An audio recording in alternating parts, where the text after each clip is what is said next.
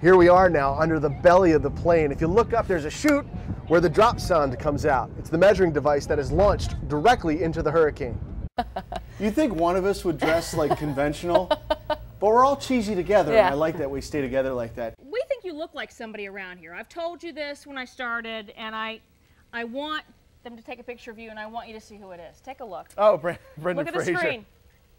You think a little bit? I mean, you can see clouds over there, but it was dry pretty much the whole time here.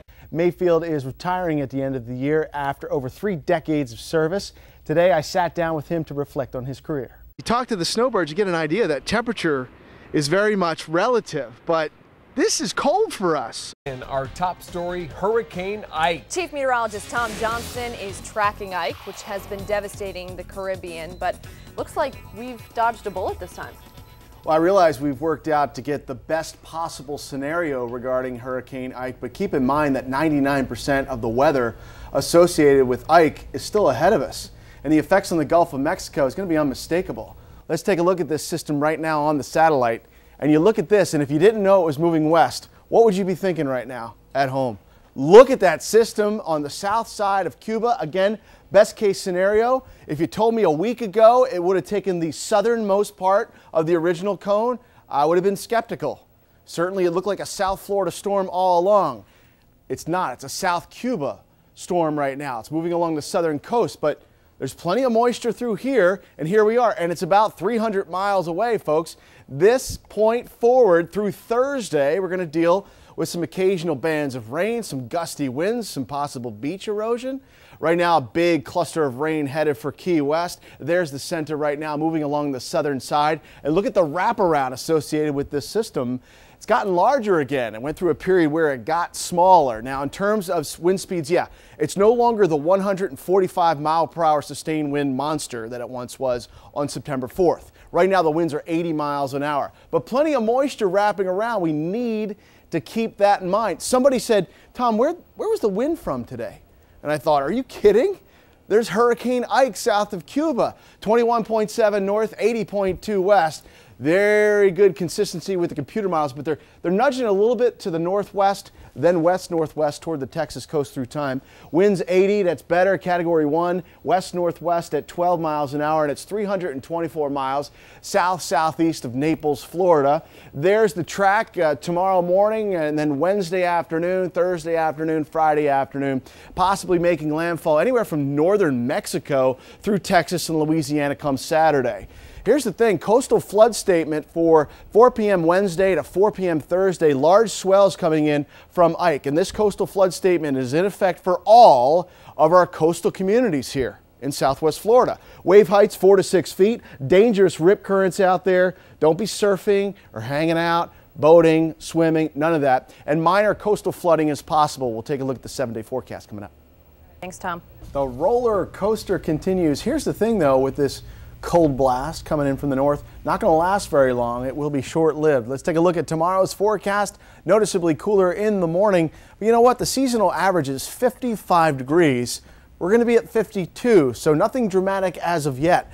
But it's an interesting scenario, and it happens from time to time, when the coolest air is moving in during the day, and that's what's going to happen tomorrow. During the day on Friday is when we get the cold air advection. That's when the coldest air is moving into the region. Because of that, temperatures will be held into the upper 60s, about 10 degrees below average for the daytime high, despite sunshine for a good part of the day. By the way, we will see some lingering morning clouds, not expecting any rain with those clouds, but we will see increasing sunshine pretty quickly as early as the noon hour. 66 degrees, humidity 90%. Yeah, it's kind of humid out there and still kind of sticky as we really await the core of the cooler, drier air. Skywarn 4 Doppler radar doing 2 things, showing you the earlier rain that moved through, and I gotta tell you, didn't experience much rain out there today. All areas less than 1/10 of an inch. And the other thing Skywarn 4 is doing here is showing you where the freeze watch is, Glades and Hendry, for Saturday morning. So not tonight, but tomorrow night and into Saturday. It's really from 5 a.m. until 8 a.m. on Saturday morning when temperatures could get close to freezing. Certainly some patchy frost is possible inland. Satellite radar showing the slow moving front. Clouds are lingering behind the leading edge of the cooler air, and then during the day tomorrow we clear out. Like I said, daytime highs 10 degrees below average. Quick rebound Saturday afternoon. How do you like mid-70s by Saturday afternoon? So the weekend shaping up nicely, a few extra clouds on Sunday. A short-lived cold snap, inland freeze watch for Saturday morning. Weekend just fine, don't worry.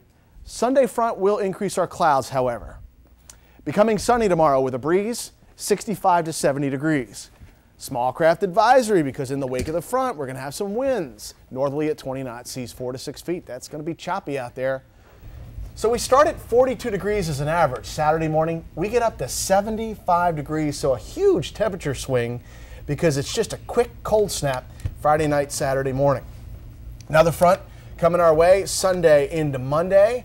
Highs between 73 and 75 degrees, so no major effects from the next front. The only effect I see is some extra clouds in the mix Sunday into Monday.